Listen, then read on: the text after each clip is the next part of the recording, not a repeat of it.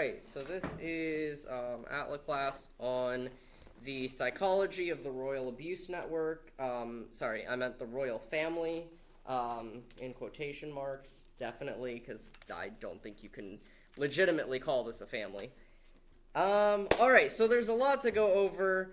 I don't know if we'll get to Iroh this time, so next class we might push back Iroh to then, and we might deal with Iroh while playing Pai Sho and drinking tea, which is a great way to go over Iroh's philosophy. A pen? Yes. Choose your weapon. Go for it. Alright, so we are going to start out first with Zuko because, well, he's Zuko and he is our main protagonist in this family. So, starting out with Zuko, first we have to look at honor. Honor is obviously one of the driving forces. It's the main plot of Zuko's story. And so we get Zuko's story, which is about reconstructing an understanding of the world after abuse. Zuko is driven by seeking honor or honors from his father and the Fire Nation, and he starts to put honor above all other things, even if it means betraying Iroh, even if it means betraying Katara or burning down Kyoshi Village. Obviously, we see notes where Zuko shows placing being honorable over seeking honor. And we see this in Book 1, we see this in the second episode where Zuko spares the village as long as Aang comes along with him. Psychologically, Zuko is driven by shame, and it stems from pride. And this is where, later on, we'll see Iroh come in. So I'm not going to deal with each character, individually, because you can't really just look at one member of a family and just go, oh yeah, okay, that explains everything. No, you have to, take into account the interplay between the entire family. And the fun thing is that there's a lot of problems in this family, and so there's going to be a lot of serious subject material covered in this class, because, it's a pretty serious subject, and Avatar doesn't really pull punches, especially in the comics, and we'll get to that. Alright, so, why is Zuko the way he is? One, the primary cause of all the trauma definitely goes towards Ozai, and Ozai punishes Zuko for not asserting himself with strength and dominance. Violent assertion is the value that Ozai pushes in the family, and Zuko lacks this. His refusal to fight in the Agni Kai is a shameful weakness, and that's what Ozai identifies as the cardinal sin of Zuko. It's not actually Zuko speaking out of turn at the war meeting that causes this rift between him and his father. It's actually Zuko's refusal to fight. It's his refusal to be aggressive, to be assertive, that causes the most tension between him and Ozai. Zuko strives to undo his shame and meet Ozai's expectation. Honor is placed firmly in Ozai's hands. Only Ozai can actually give Zuko what he desires.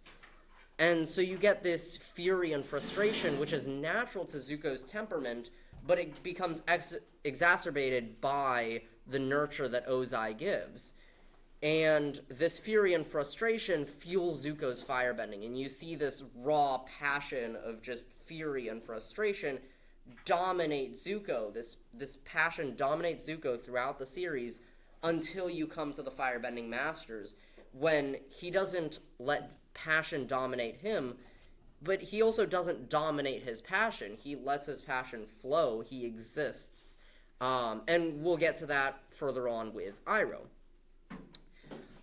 So, in terms of Zuko's shame, because this is where you get this drive to be honored, this drive for honor stems from shame. And this is kind of where we get the character arc of Zuko. I have it written up here. I don't know if you can see it on here. But basically, Zuko's story is that honor is greater than shame. But you have to understand what honor is. Honor isn't just these material things given by other people. It's being honorable in your own heart. It's being an honorable person. And yes, honors are a part of it. You should bestow honors upon someone who's honorable, but that doesn't always come. And Zuko has to learn to prioritize being honorable, even if that means forsaking the honors of the Fire Nation or his father, even if that means being ridiculed by the people that he once sought validation from. So Zuko's shame is that he sees himself as flawed. He doesn't actually see himself as abused. He actually justifies the abuse in his mind. He justifies it, normalizes it. He blames himself. He was taught to see his kindness as weakness, and weakness is intolerable in the Fire Nation family, in this royal family. Weakness leads to just discipline. So in Zuko's mind, all of the abuse Ozai gives him is just viewed as just discipline. He was weak, and his father was just disciplining him, and that's normal. Like, he doesn't need to justify his father's actions because he sees all of the blame on himself. In being a weaker firebender than Azula, Zuko feels shame, because power is what's valued by Ozai. And Zuko blames himself for not being loved because he's not powerful enough. If only he could do better. If only he could be stronger. If only he could just be as good a firebender as Azula, then he could get the love of his father. And he thinks that love has to be earned with Ozai. And that's a critical driving force in Zuko's journey, is that love is something that's earned. So while Zuko blames himself, a part of him also blames Azula, and that's natural sibling rivalry, but it's very much taken to an extreme because of the way that they were raised. So part of Ozai resists seeing himself as weak. Part of him resists this, and you see this in his dialogue with Aang. Well, Aang is in the spirit world, so he's really just talking to himself in the Northern Tundra, but saying that while he had to struggle to survive, he takes pride in that. He takes pride in struggling to survive, and that pride is his self rebelling against that feeling of shame. Because as a child, like, when you feel shame, it's not a great feeling, and every child resists shame on a very low level, but over time, if you still have that feeling of shame, you're going to combat it with more and more pride. Pride is a natural response to shame, but it's not a healthy response to shame. It's a fallen nature that responds to shame with pride. So Zuko's temperament is prone to frustration, and he has to learn to control his anger, but it grows into something else after his banishment. He starts to aggressively resist what he sees as his shameful self, not seeing it as a part of himself, but a weakness that he has to purge from himself. He sees this weak part of himself as something that he has to purge from himself in order to earn and gain the love of his father. So then we have abusive Ozai, which is the dynamo of basically every problem in this family. Now, something that I did get to uncover earlier today was, in the comics, you get the arranged marriage between Ursa and Ozai, where you have this arranged marriage to create more power in the firebending family. However, even going further back, this is seen as kind of a common practice, arranged marriages to keep power within the royal family, marrying between bloodlines. The first lightning bender is actually captured and married and given to the royal family so that that person's bloodline can be given to the royal family, and then lightning bending is actually like almost exclusively found in the royal family. So then you have this moment where Zuko's firebending abilities don't develop until he's a lot older than Azula. Like, Azula manifests it as a prodigy, I think, what is it, around 5 years old. Azula's already firebending. Zuko is I think 8 or 9 before he ever starts to bend fire. And so there's this tension because as the crown prince, Ozai sees him as weak because he can't firebend. There's a value in Zuko's power, and because Zuko can't firebend, Ozai actually threatens to throw Zuko off a roof because if he's a non-bender, which on one hand you can see that as just Ozai being abusive and just being a villain, like a comical comedic villain where he's just bad and there's no redeeming factors. But maybe this is where Ozai's tendencies come from, is this ideology in the Fire Nation, this eugenics program to create the ideal master race. I mean, the Fire Nation is definitely modeled after World War II Japan, where it's the Empire of the Rising Sun, and they want to share their prosperity. They're the greatest nation on Earth. The Fire Nation wants to share its prosperity. Fire is the greatest element in the world. And so you have all of this playing into maybe Ozai was just cultivating the perfect genetics. And that was the intent. And that's what Ozai is a victim of. Ozai is a victim of ideology. Ozai is a victim of believing that his son is worthless because he can't bend fire. So that's just a theory, but there's some strong evidence to support that that is actually true.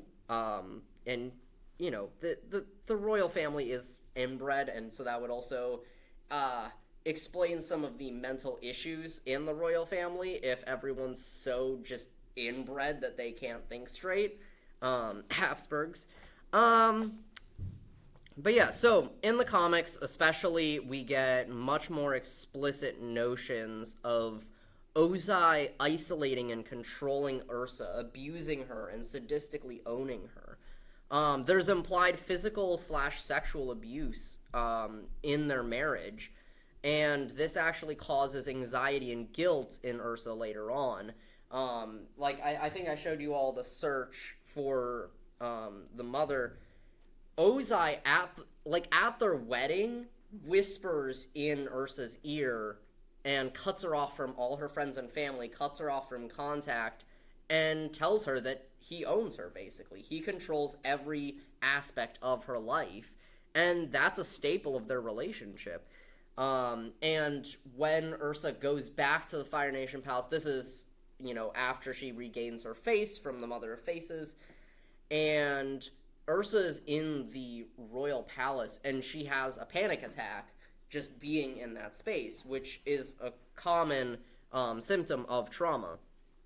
Zuko offers that she can have her old bedroom back, the royal bedroom, and Ursa just completely freaks out because of all the she is like talking about all of these bad memories. So we don't know if it's unlikely that Zuko and Azula witnessed the abuse, but if they did witness the abuse that Ozai committed against Ursa, then that would also explain a lot of the problems between, well, the two children and just their problems within themselves. So Ozai views everyone as a tool. Ozai dominates and isolates everyone under his power, which he views as basically everyone. So Ozai turns Zuko into a tool to abuse Ursa. So when Ursa writes the letter, because she knows that Ozai is intercepting letters, or she just had wishful thinking, it's kind of unclear in the comics, Ozai tells her that as an act of rebellion against him, he's going to punish her by disciplining Zuko even more, and every word of discipline, every word of shame will just be a reflection of her wishful thinking that Zuko wasn't Ozai's son. And so Ozai abuses Zuko mentally, verbally, and even physically as a way to abuse Ursa, to show that he has complete power over her, her children, and every aspect of her life. Ozai wants aggressive domination. He wants total control of his spouse, his children, and the world. So we have this cycle of abuse, this cycle of violence. And so you have the violence itself, you have the makeup and the honeymoon where you go, no, everything's okay. And then you have this calm phase where there isn't any violence, there isn't any abuse. And then from that calm phase, you get this building up of tension before violence starts again. This cycle is not chronological, it's not weighted evenly. This can happen at any moment. You could have 6 years of violence, 1 day of a makeup, 2 days of a calm phase, and 2 seconds of tension building before violence starts again. There's no chronology to this, but this is a cycle that this is just how it works between abusers and their victims. Fear controls this family. There's no safety, there's no privacy because Ozai controls everything, and nothing is safe from his control. He has unquestionable authority, and even the society of the Fire Nation fuels Ozai's unstoppable and unquestionable authority. Because he's he's not quite the crown prince, but he is royal blood. And so, as royal blood, he's better than everyone else. And he's also the father, which is the head of the family, and he uses both of these to fuel his narcissistic, abusive tendencies. Zuko and Azula are taught to value Ozai's approval above all else because Ozai's where all the power lies. If you think about it mathematically, you don't gain anything from Ursa. Ursa isn't the one who holds the power, so even if you get Ursa's love and affection, Ozai controls Ursa, and so Ozai always wins in the end. So you would be smart to favor Ozai's approval over Ursa's approval like Azula does. And we're going to get to that where Azula is actually meant to have a character arc. She's actually meant to have a redemption arc that's longer and more intensive than Zuko's, and Zuko becomes the next Iroh by bringing back Azula. And Azula is really a victim, and she's a tragic character of this abuse because she plays it the smart way, and she fails in the end. And she's really the one that's abandoned. We can pity Zuko as much as we want, but Azula's really the character that deserves our pity. Because Zuko had Iroh. Zuko had a family. He was able to escape the abuse and be with a parent that would actually show him love and affection, while Azula was just abandoned to her abuser. She was abandoned to live in that cycle of abuse with no way of escaping. So, there are 3 factors that can predict children's internalizing, externalizing, and social behavior, and those are family conflict, maternal support, and paternal affection. The way that a child receives these 3 things early on can predict how they behave later on. In developmental psychology, it is terrifying how much effect one little thing at 2 years old can have an effect on you at 30 years old, and just how insurmountable of an obstacle that can pose. Ozai creates a neglectful environment, and eventually Ursa isn't there to give any manner of pushback. She gives a slight pushback against Ozai's neglectful environment, but ultimately Ozai has the power, and then Ursa just stops being in that environment altogether. Then you have the blue spirit for Zuko. It's a hollow, more desperate nature. It's Zuko's darker half, where he gets this anonymity, and you get to see some of his unbridled rage. He doesn't have to worry about being the crown prince. He's identityless. He is allowed to feel exactly what he wants, and he allows his dark side to come through. And you kind of get some commentary about the internet and online anonymity with all that. So then we turn to the co-parenting between Ursa and Ozai, where Ursa encouraged moral exploration. She encouraged good nature. She encouraged empathy, where Ozai encouraged strength and power. And while they can both emphasize different aspects, and that can actually be healthy as parents, is to emphasize different strengths, and that helps your children to have a more broad view of the world, but they also punish what the other one reinforces. Ursa punishes Zuko. Well, we don't really see it so much. We see that one instance where Zuko, throws bread at a turtle duck, and Ursa reprimands him. But she's also seen reprimanding Azula a lot, which shows that Ursa is reprimanding exactly what Ozai encourages, and Ozai is reprimanding exactly what Ursa encourages, and that's even more evident. And that leads to this divided world that these children live in. They're damned if they do, and they're damned if they don't. They can't get the love of both parents. They have to make a choice between one or the other, because the two can't cooperate. The two can't accept mutual differences. And I'm not really blaming Ursa there, because obviously she kind of has to do the best she can. But then again, Ursa also fails. Both Ozai and Ursa fail, because in marriage, and I think this goes as a testament to marriage, that if you really become one flesh, if one spouse fails, the other one fails too. You both fail if one of you fails.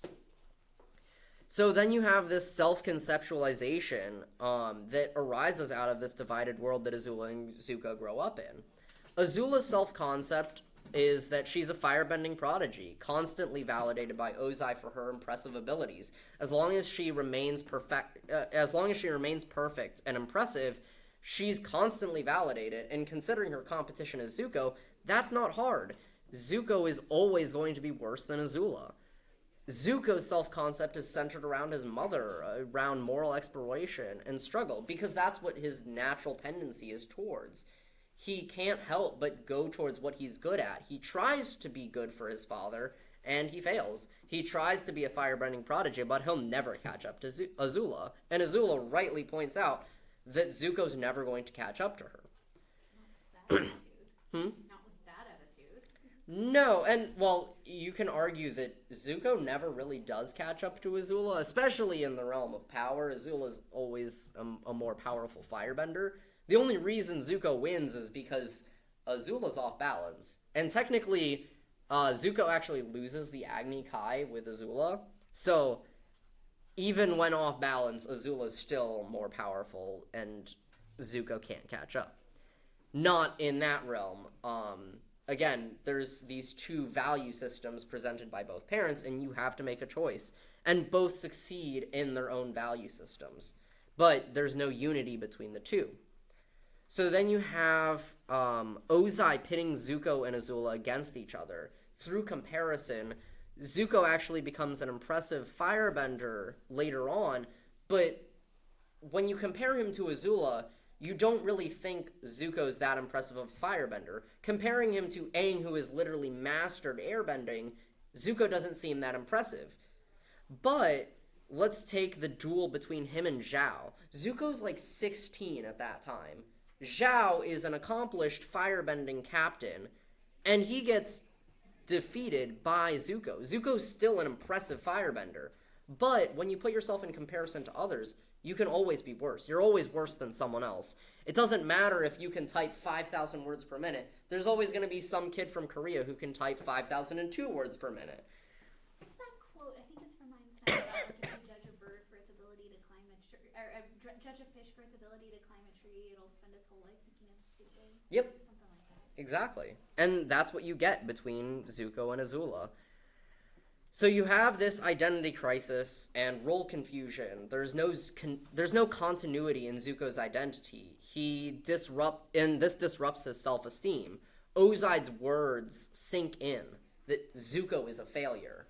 And Zuko starts to tell this to himself. He's a failure, and he has to correct this. He has to do something in order to earn his father's love back. Zuko is an outcast in his family and his home. Zuko starts to feel responsible, angry at himself for any familial conflict, because he's the outcast in his own family. He's the cause of all this conflict. And Ozai exploits Zuko's view of himself as an outcast, especially exploiting the special bond that you have between Ozai and Azula. There's like this inner circle between Ozai and Azula that Zuko feels left out of. Zuko feels left out between this relationship that Ozai and Azula have. They're no longer 3 people living together, or 4 people living together, including Ursa. Instead, it's Ozai, Azula, and Zuko, and they're 3 divided people. And they have 3 very distinct relationships with each other. Zuko doesn't call out the abuse. when Iroh, let's see, so the start of book 2, you have Azula go to Zuko, and she tells him that father changed his mind, family's important, and Zuko is already ready to believe that. That's what he's been wanting to hear all along. And Iroh calls out that, okay, I know my brother. I don't think that he's that good. And Zuko flares up and he just has this violent outburst at Iroh for thinking Iroh is bad. Because Zuko doesn't call out the abuse of his father. Zuko has an imagined family, afraid of causing pain, he's afraid of causing pain to this imagined family. He thinks he caused this pain, not Ozai. So then you also have this burden where Zuko thinks he burdened Ursa, because what were Ursa's last words? Ursa's last words to Zuko when she left him at 11 years old were, everything I've done to protect you. And then his mother is gone. Zuko is the reason that Ursa's gone. Zuko's the reason that his father hates him. Zuko is the reason that his sister is better than him, because he's weak. And he can't do anything. So, Zuko becomes angry at himself. He's driven by guilt, shame, and frustration. Zuko, all of this is some of my own thoughts, but it's very much taken from Hello Future Me's 2 videos on the psychology of Azula and the psychology of Zuko, which they're about an hour, 2.5 hours of content if you want to watch it on your own. But I'm trying to sum up as much as possible. So, Zuko, we could diagnose him with PTSD, and in a way, Zuko's scar is actually so beautiful because it's a physical scar that reflects the mental scarring. But a more accurate diagnosis would be complex PTSD. So CPTSD is a chain of repeated events, not just one event. PTSD, ideally, you kind of relate it to one central event. So soldiers in war, those triggers of PTSD, it comes from a specific event, namely the war. It's not, oh, my entire life was so traumatic, and this triggers PTSD of my entire life. It's, I'm triggered by this war. There can be multiple sub-events in this grand event, but ultimately it's one event. Complex PTSD, you have a chain of repeated events. It's a bunch of little things over over a period of time. And the scar contains the chain of events for Zuko. He's plagued with feelings of failure and disappointment. He has this difficulty in being happy, and when he is happy, the emotion feels undeserved, unnatural, and he rejects it. He's not honored, so he doesn't deserve to feel happy. He rejects Iroh, who tries to get Zuko to be happy, because Zuko doesn't deserve it. Zuko needs to redeem himself before he can feel happy again. Zuko punishes himself for his weakness. It's a reflexive suppression of his happiness. And he's shown to be very recollective. He remembers so much of his past, and he's constantly bringing this up, either voluntarily or they're intrusive flashbacks, which is another symptom. You have intrusive flashbacks, sometimes paralyzing, and even nightmares, even intrusive paranoia. Intrusive paranoia we see more in the comics with Shadow and Fire, or Smoke and Shadow. And this paralyzing intrusive flashback we see for a moment in his duel with Zhao, where Zhao's about to beat him, and you see this momentary glaze in Zuko's eyes where he just freezes. And you can see that he's remembering the moment where he got burned, where he got his scar. Zuko remembers his past. He's constantly reevaluating his failures. After the beach episode, Zuko recognizes his traumatic childhood. And this is also, we'll get back to the beach when it comes to Azula, because even Azula recognizes the beach house as depressing, which is interesting for Azula's character. It's a moment of genuine empathy where Azula recognizes that Zuko's in pain, and she seeks him out. And she cares for Zuko because they have a shared trauma. So other symptoms of CPTSD are arousal and reactivity. disordered as such. You have irritability and aggression, risky and destructive behavior, hypervigilance, heightened startle reaction, and a difficulty concentrating and sleeping. And we see all of this throughout the series in Zuko. Then you have this risky self-destructive behavior, especially in Bitter Work, where he shouts at the lightning to strike him. Zuko sees danger. He doesn't have a death wish. He's not suicidal. But Zuko sees danger and he wants to control what he couldn't before. And if you think about it, lightning is a sign of both Ozai and Azula. It's something they can do, but he can't.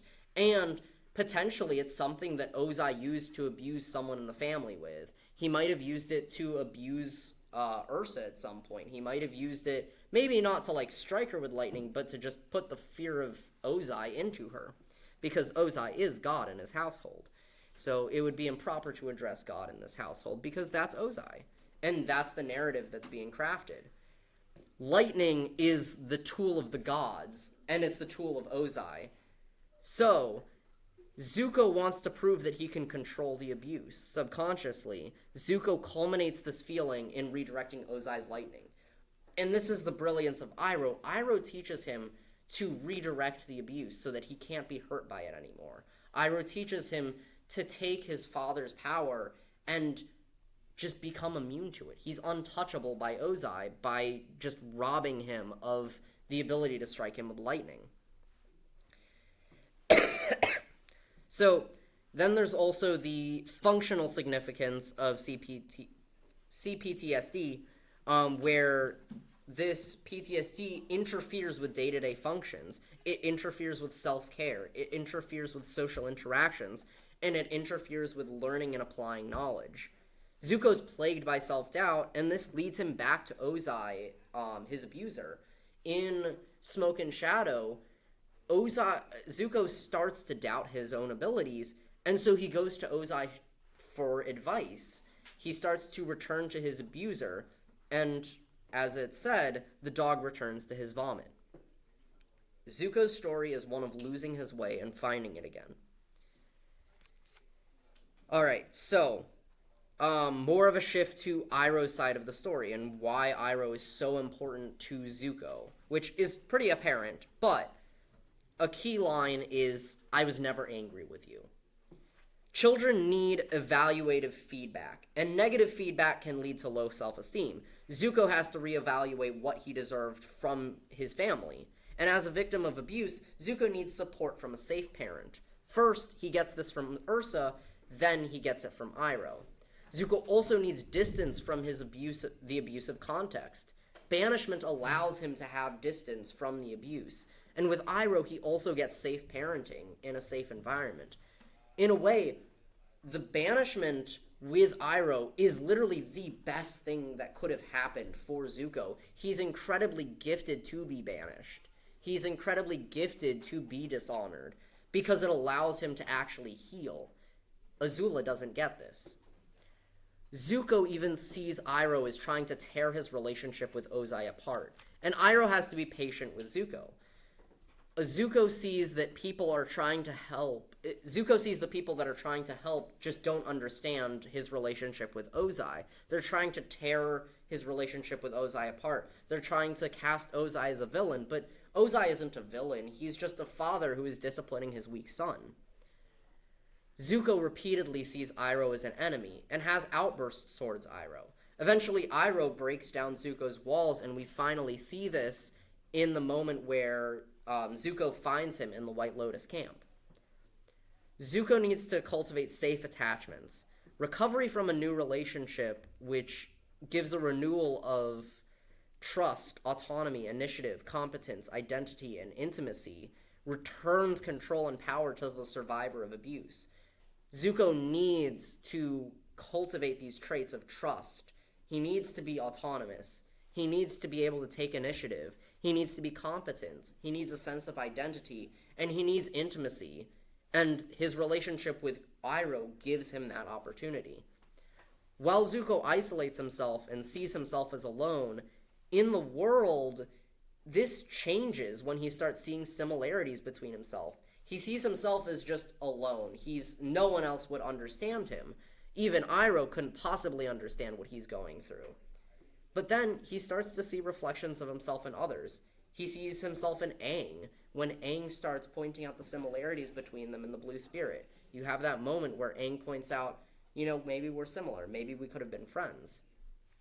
It doesn't sink that deep for him, but eventually it's a seed that's cultivated later on. Then you have the Scarred Earth Kingdom girl, where, they're invited in to dinner, and Iroh obviously is the one to accept taking the offer for dinner.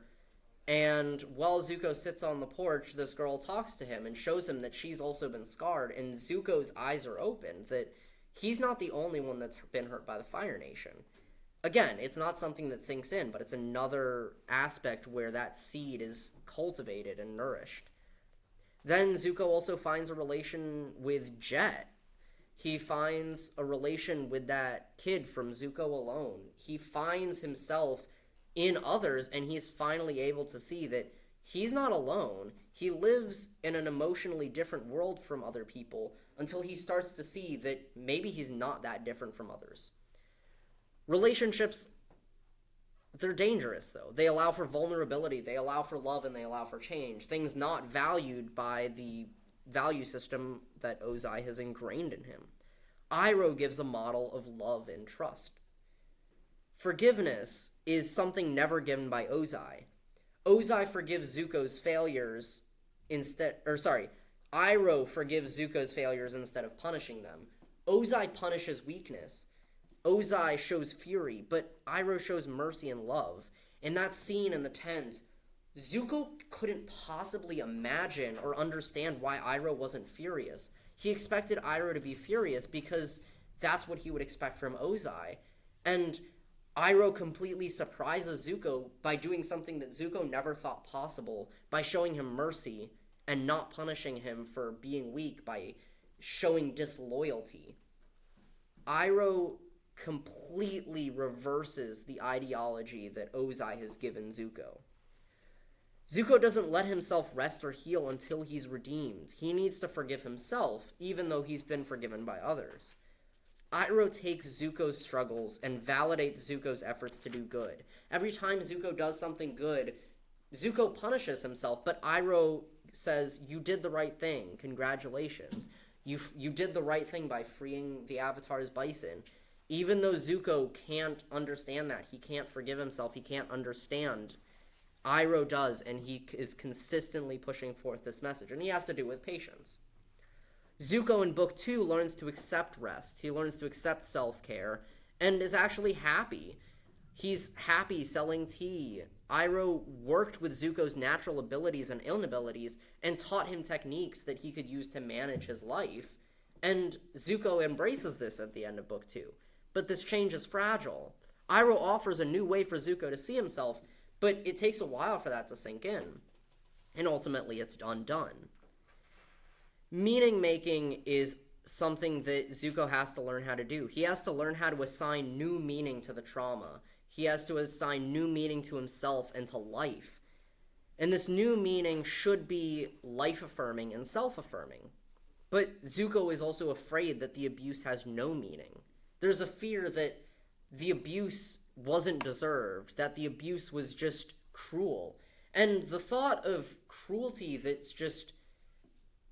It's psychologically damaging to think that someone could will evil on you for no other reason than just to cause evil in your life. Iroh doesn't just give Zuko the answer. He has to relate in solidarity with Zuko. He doesn't just go, "Hey, Zuko, here's the right thing to do," all the time. He lets Zuko figure things out on his own. He steps into Zuko's shoes and is there with him every step of the way.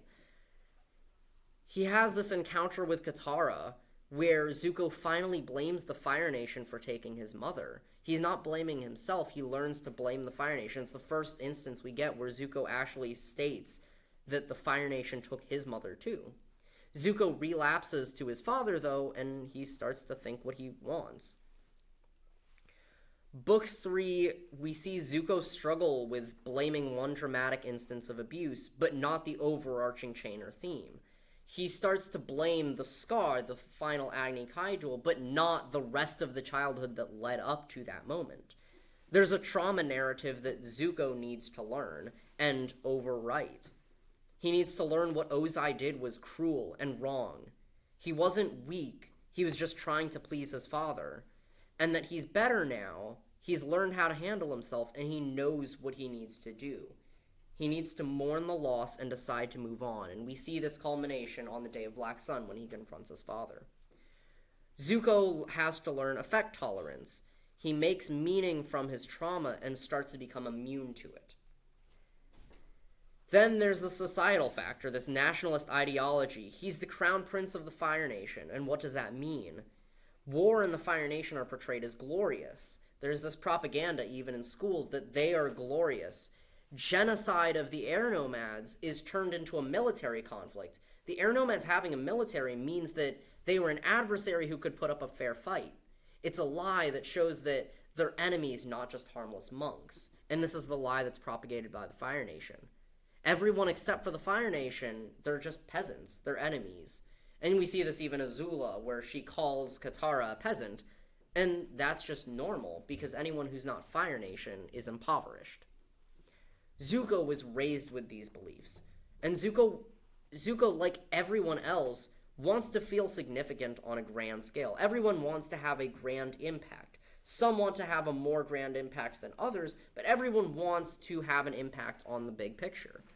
Zuko sees significance in being the crown prince and having honor, and Zuko shifts to seeing himself as a member of a group but not as an individual. And note that the crown prince is defined by what Ozai tells him it is, until Iroh redefines the position of the crown prince. Ozai is proud of Zuko when Zuko kills the Avatar, a symbol of purging his weakness and being a worthy crown prince. Once Zuko leaves the Fire Nation, he can truly see another perspective, though. Both of himself and the war. The Fire Nation, the war, to bring prosperity to the world. The Crown Prince. All recontextualized how he sees himself. His loyalty fades as he explores the wider world and he learns the truth. Note that Iroh doesn't put down the position of the Crown Prince.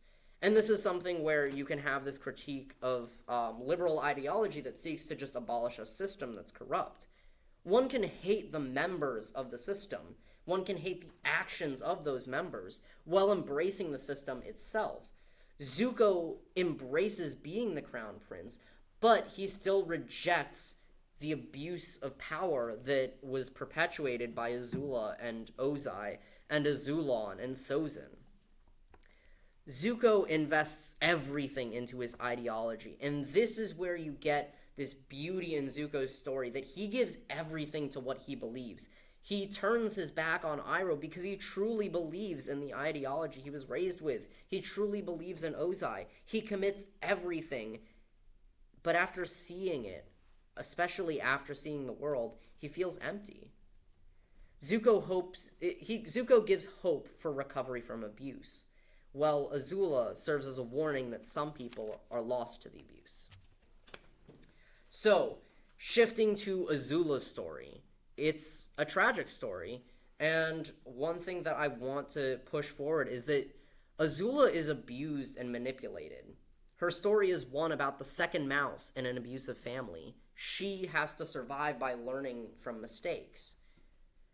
There are 4 traits that we can see in Azula right off the bat, and these are the apparent traits: a lack of empathy, manipulation, sadism, and a lack of a moral compass showing her right from wrong. Azula is calculating, cunning, precise, and deadly. She shows little concern for the death of others, and her focus is much on utility. She doesn't just engage in physical aggression, though, as capable as she is of it. She is a very capable firebender, especially as she can create blue fire, something we've never seen by any other firebender. She isn't just physically aggressive, though. She's emotionally and mentally aggressive. She identifies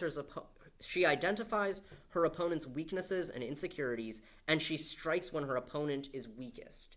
She makes sure that they are completely vulnerable. She strategizes to make sure that it's a fight she can win, and then she destroys them. Azula also seems to take a pleasure in seeing others' pain, even Zuko's pain. We see this when you have the flashback to the Agni Kai between Zuko and his father, and Ozai burns Zuko's face, and Azula is there with a just satisfactory smile on her face. Azula's sadism is without a moral compass.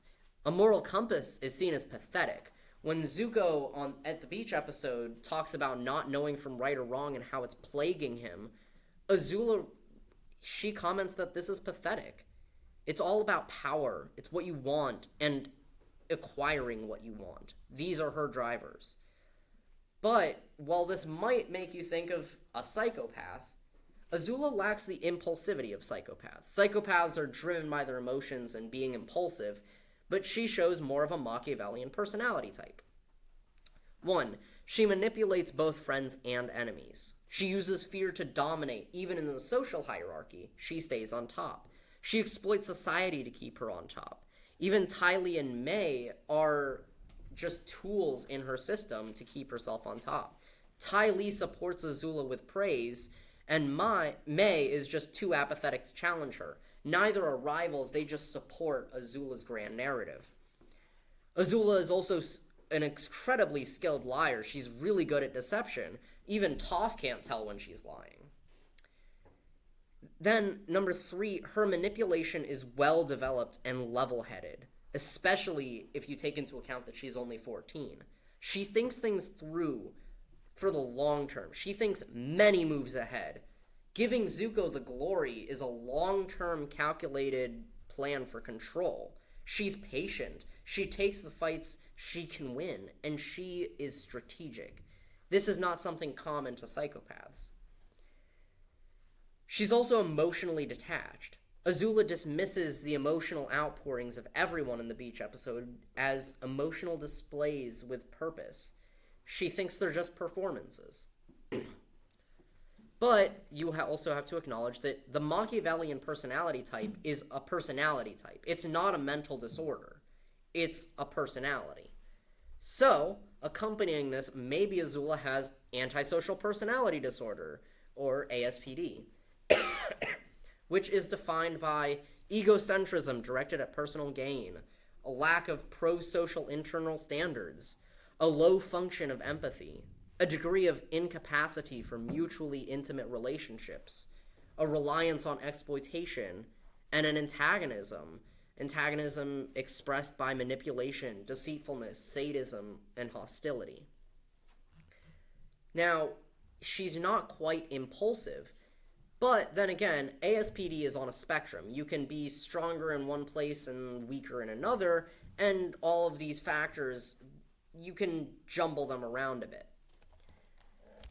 So, maybe the diagnosis, and this is the one that I personally agree with, is a narcissistic personality disorder. It's hallmarked by a lack of understanding that others are as fully human as oneself, and that the interests and pains of those around them are legitimate. And there are 3 sources for this narcissistic personality disorder. 1, this Machiavellian personality type, it's a personality type, and that's probably what she was born with. Whether that's good or bad, you can debate that. It's probably a tool just like any personality, but this disorder, in a way, has to come from nurture. So there's 3 sources to this narcissistic personality disorder. The first source is that she's royalty. She's royal blood, and just by her blood, she's superior. She's above everyone else. She's the daughter of the Fire Lord. She's inherently better than everyone around her. The second source is her abilities, and this is reinforced by Ozai and society. She's validated because she can produce so much fear with her firebending. Her firebending abilities are better than everyone else's, and this fuels her narcissism. The third source is constantly seeing Zuko invalidated. She sees Ozai, the father, the transcendent god. And you do see this in psychology, that there's a link between how you view your father and how you view God. There's a reason that God assigns himself the name Father. There's a reason God is the Father. And that's because the way you see your father can really shape the way you see God. And so when she sees Zuko invalidated by God, it shows her that her own brother is nothing compared to her. In her own family, the only person that is above her is Ozai. But Ozai is a god, and she's the greatest of men, or the greatest of women. Azula is better than everyone else. She's the firstborn among creatures. And so you have this narcissistic complex fueled again by Ozai. Because Ozai is categorically different from Azula. It's not just that he's an adult and she's a child. He's a god and she's a creature. Nobody is as brilliant as her because nobody is as human as her. So then there's a subspecies of this with the DSM-5 characteristic of NPD, with excessive reference to others for self-definition and self-esteem, a goal setting based on gaining approval from others. Personal standards are set unreasonably high in order to see oneself as exceptional. But we see this all in Azula, but are these just infused by Ozai? The self-imposed standards of perfection, yes, we see Azula as a perfectionist. In the first moment we see her shooting lightning and a single hair is out of place. But was that infused by Ozai? In relationships, her father is the only relationship where she isn't the one in power. The only relationship where she can get approval. Every other relationship, Azula is the one in power. Everyone else ought to adore her, worship her, admire her. They ought to have reverence towards her. Ozai is the only one that can actually give Azula meaningful attention. So, part 2 of Azula is cracking through the shell. The beach episode provides a new social context, but Azula's still combative. She needs perfection and social hierarchy in all things. No matter how little they are, Azula needs to be on top. She desires relationship and a new perspective, but they require skills that she doesn't have. She wants to flirt with this guy because she does desire his affection, but Azula's never had to conform to society. She hasn't had to regulate her personality before. Now she has to in order to get a boy's attention. Azula has to conform herself to society in order to get attention from this peasant that she wants. She's never had to regulate herself before because her personality is exactly what Ozai wants, and Ozai just feels her to be a more extreme version of that. Machiavellian individuals are poor in socio-emotional skills, without understanding the outcomes of emotional manipulation and how they might influence the dynamics of friendship. Only narcissism between Machiavellian personality, psychopathy, and narcissistic personality disorder, between those three, only narcissism relates to a higher level of self-reported socio-emotional intelligence. But we don't really see this in Azula. She acknowledges that she isn't great with social interactions. She doesn't know how to interact with people. So, an important principle in psychology, and this is key to understanding Azula, is that don't look first for the disorders. In psychology, if something can first be attributed to environment, it should be. Azula was raised in a rigid social structure in the royal court. Azula can empathize with Zuko, recognizing he's in pain at the house. She seeks him out, recognizing the depressing memories. She even shows some level of remorse for hurting Ty Lee with her words. But her moment of empathy with Zuko is a moment in the shadows. There's no witnesses. It's just her and Zuko, and she still shows empathy. She shows a care for Zuko that she doesn't show for anyone else. Everyone else is a tool and an object, but there's some level of relationship with Zuko. The conversation around the campfire shows her limits, though. Azula is silent most of the time, while Ty Lee and May and Zuko bare their hearts. Most of the time she's just silent, though. She can't really understand others. She just sees this as just a facade, a performance that has some sort of function. Azula also shows introspection, which isn't a trait commonly found in antisocial personality disorder, especially if it's Machiavellian. She pretends not to care about Ursa thinking she's a monster, but as we see with her psychotic break, she really does. Destroying the party, in one view, is her reestablishing her social hierarchy, and that's a completely valid view, but can it go deeper? Part 3 is where we start to see the consequences of cracking the shell, and we start to see the rise of fear and delusions of persecution. Azula grew up with a family where fear and power were the currency. Power and fear earn respect. The concept of love over fear is unimaginable, for the same way that Zuko sees punishment as something that completely overrides mercy. Mercy is completely unfathomable, just as for Azula, love is completely unimaginable. And that's why I wrote down that Azula's journey is one that emphasizes that love conquers fear. Fear is what made Azula strong. Fear is the reliable method of controlling the world. Fear is her power. If fear is undermined, then so is her strength. And if her strength is undermined, then she's weak. And weakness in this family is intolerable. So if she is weak, it collapses her worldview. She becomes more insecure when fear fails her, because fear is her tool. Fear is her power. Without fear and power, how is she better than Zuko and everyone else?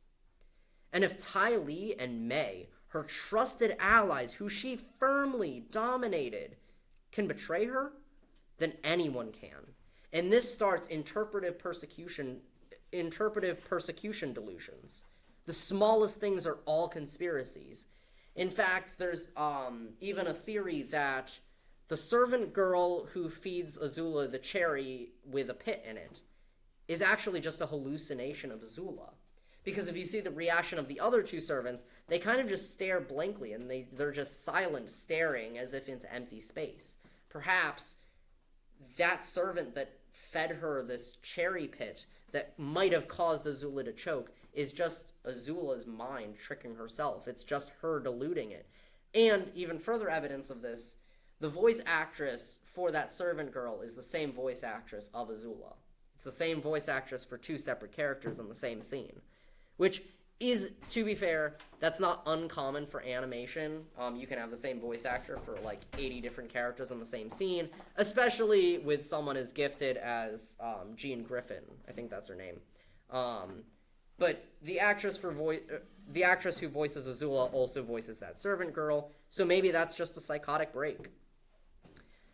We also see that even her hair betrays her. Her body is conspiring against her. She spirals into a psychotic state instead of acknowledging that fear and domination were tools that made her weaker. In a way, there's a parallel between Zuko's mask and Azula's mask. With Zuko's mask, we see a scar. Zuko is outwardly defective, but inwardly he's progressive. Azula's mask is her hair. She's outwardly perfect, but inwardly regressive. Ursa's line, "What a shame you always had such beautiful hair." Her hair represents her perfectionism. Her hair is that moment where we see her brush a hair aside because it's not perfect. Hair represents her being perfect, just as Zuko's scar represents him being shamed. And they both have to change these narratives. When she sees her own reflection as imperfect, this cuts her the most deeply, because imperfection for a narcissist is a moral failure. Imperfection is shameful, and shame is Zuko's game. Every interaction between Azula and Ursa early on is filled with criticism. Ursa abandoned her to Ozai. She didn't protect her, so Ursa can't possibly pretend to care about Azula now. Fear was reliable. It made her strong. Even Ursa feared Azula. But then Ursa says she loves Azula. And this is where we get this motif that love is greater than fear. We see it echoed in May first, that love for Zuko outweighed the fear for Azula, something unimaginable. And Ty Lee loves May and betrays Azula as well. And then we have Ursa, who undermines Azula's strength by saying that love is greater than fear. Every time that love is greater than fear, it's an undermining of Azula's strength. It's an undermining of her perfection. Strength comes through intimidation, fear, and power. To need others is to accept weakness, and nothing is worse than accepting weakness.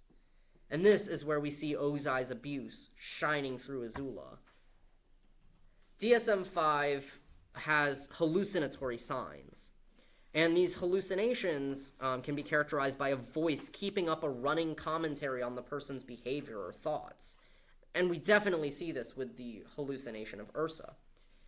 There's a significant breakdown in the interpersonal relationships due to these hallucinations, and there's a failure to reach the personal standards of excellence.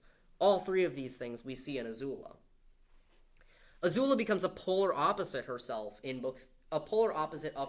book 3. She's completely different from who we see in book 2. She's no longer perfect.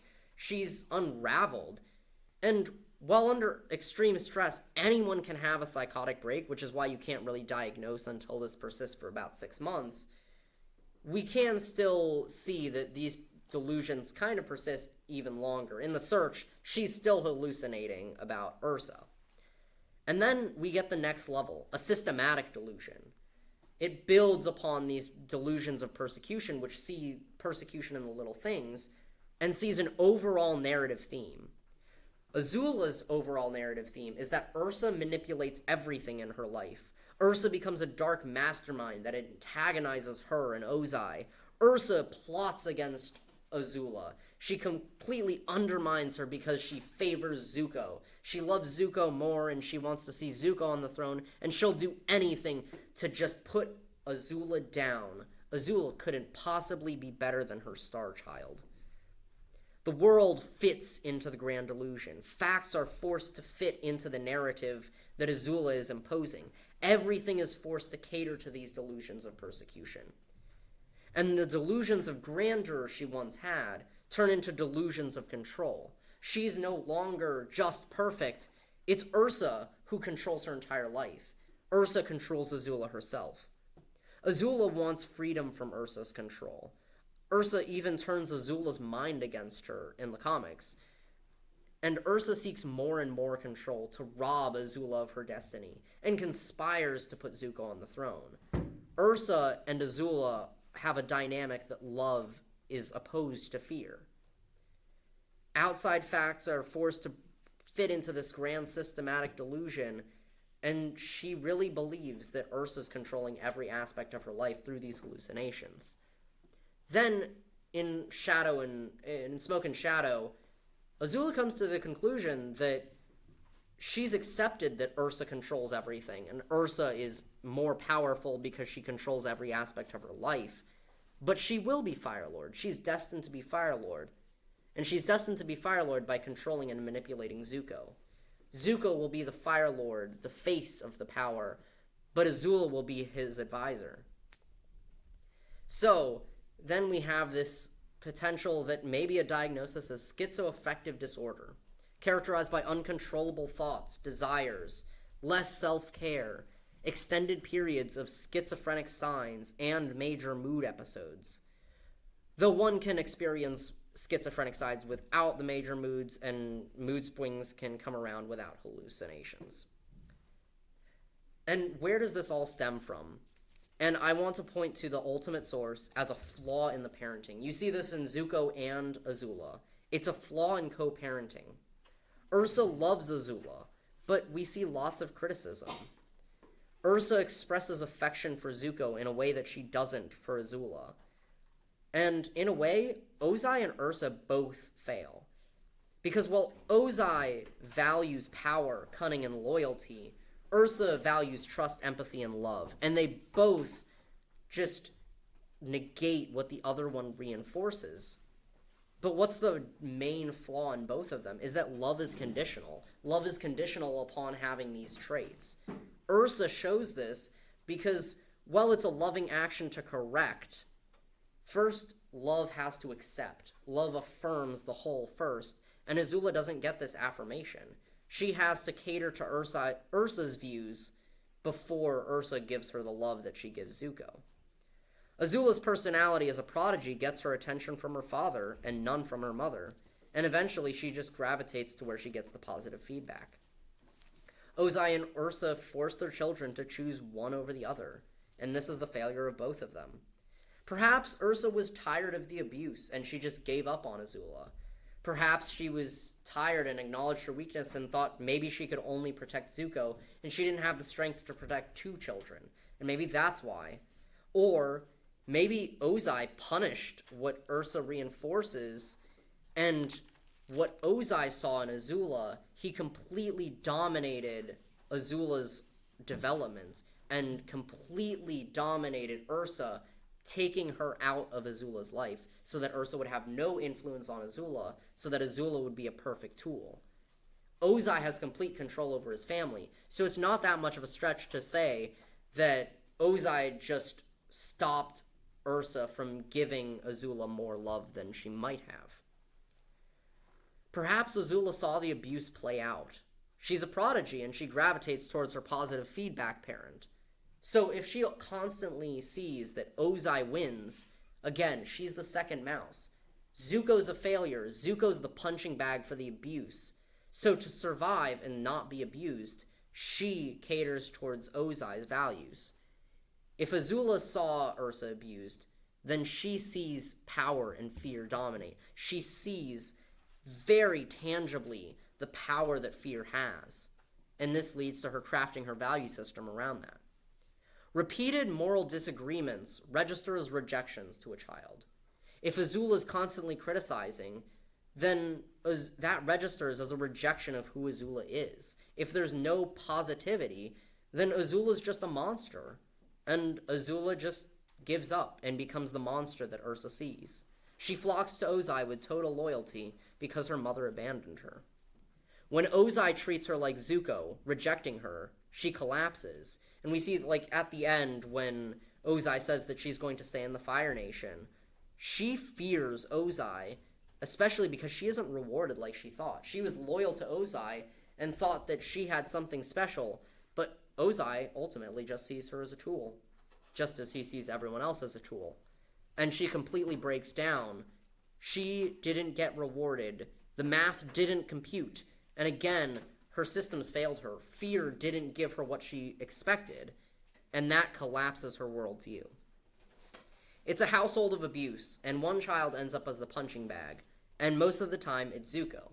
And Azula reinforces this by continuing to be amazing at firebending, because by being the star child, Ozai wouldn't hurt his most valuable tool, and so he abuses Zuko instead. So, Azula survives the way she can, by being manipulative, by being cold, by being sadistic, by not taking into account what's right or wrong. Ursa leaving registers as the final abandonment of affection. Ursa showed affection, not malevolence to Azula, and even if Azula subconsciously understood this, once Ursa's gone, that's a complete abandonment. But Ursa also becomes more passive, whether this is from exhaustion, failure to relate, or Ozai's domination. Passivity in parenting can also appear as malevolence. So all of this caters towards this view that Ursa is a malevolent mother that just seeks to destroy Azula's life. And where Zuko had Iroh, Azula was left behind. She was abandoned, unrescued, and unnurtured. Azula was left behind by her mother, by Iroh, and even by Zuko. Even Zuko abandoned Azula. And Azula was left behind, and she wasn't allowed to be a child. She was the star prodigy. She was the crown princess of the Fire Nation. And she's a tragic victim of abuse. So given that there's like only 5 minutes left, we're not going to get into Iroh, so that we'll deal with next time. And actually, there's like 2 more classes left. So probably going to go over Iroh next time, and the life philosophy of Iroh. And then that'll open up the floor to a lot of discussion, as well as discussion about the rest of the royal family, because Iroh is really the figure of restoration for the entire family. But I'll try and bring some tea as well, and if everyone can bring like their phone, a laptop, or a tablet, then we can also play Pai Sho, which will be pretty fun. Discuss Iroh, learn to play Pai Sho, drink tea. No better way to discuss Iroh. Is that on Friday? Yes. Okay. So you can make it. You just drive down. I'm gonna be working. I might not be this Friday. Oh, and then going back to like overall themes with characters, putting this into a graph where you have Zuko learning that honor is greater than shame, Azula learning that love is greater than fear, and Iroh learning that humility is greater than pride. It kind of made me think about, like, what about the other characters?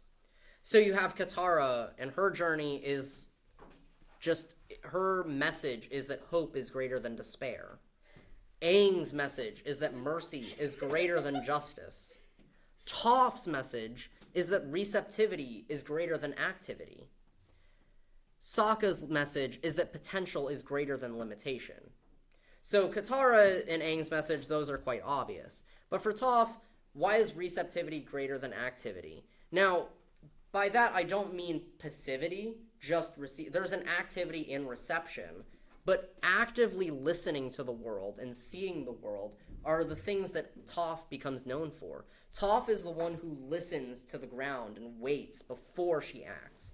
She's the one who sees things that no one else sees because she's the one that's actually listening. She's not quick to act, she listens. She receives before she acts. And that is where her strength lies. And by receiving what nature gives her, she even discovers that metal isn't just an extension of Earth. She receives nature, and she's able to do great things by receiving first and acting later. Sokka, and also she receives and accepts the weakness of her blindness, and she learns to work with that nature. Sokka, his message is that potential is greater than limitation. He's the non-bender. He's not that special, but there's a lot of potential if he learns to cultivate it, and he does. He learns to cultivate his potential by exercising and by learning, even in the little ways he can, everything that he can do even as a non-bender. And eventually he learns that his potential is greater than his limitations as a non-bender. And that is all I have for today, and my voice is shot. Does anyone have any questions? I know it's a lot to go over. Like I said, the psychology is pretty dense, and I added a few things that Hello Future Me didn't, but if you want like a recap of this, you can basically get everything I just said out of Hello Future Me's videos on Zuko's psychology and Azula's psychology, as well as a couple other things, but... What is Aang's character thing? Aang's character is showing that mercy is greater than justice. What was Katara's?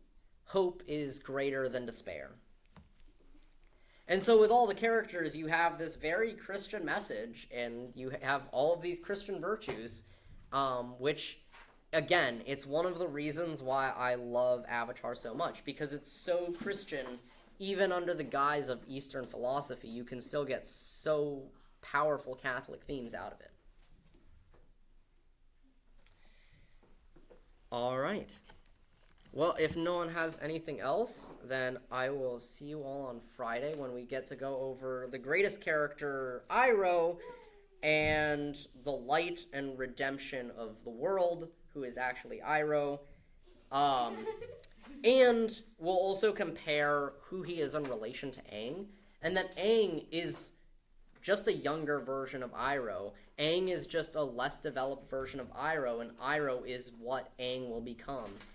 And one of those key factors is that while Aang is a pacifist, Iroh isn't. Iroh knows how to use justice and just anger and just violence. Aang kind of doesn't.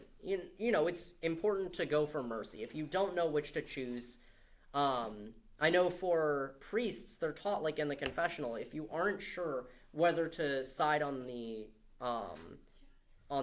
side of justice or mercy, they're instructed to side with mercy because mercy is more proper to God.